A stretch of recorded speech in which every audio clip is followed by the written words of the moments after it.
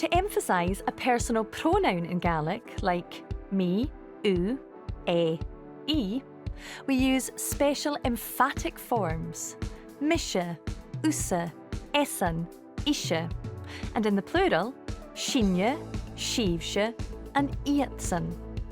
We can use the same emphatic endings with prepositional pronouns, with the small difference that the first person pronoun takes the ending s rather than the sh of mishe.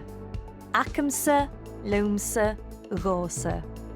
And the rest follow exactly the same pattern as the personal pronouns. So, usa and akatse, essan, edison, ishe, and yeshe, and in the plural, sinne, vuaine, shivshe, and ghaivshe, iatsan, ruasan.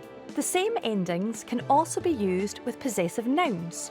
For example, my opinion is mo bheach, but my opinion is mo bheachse. And we hear exactly the same endings with compound prepositions.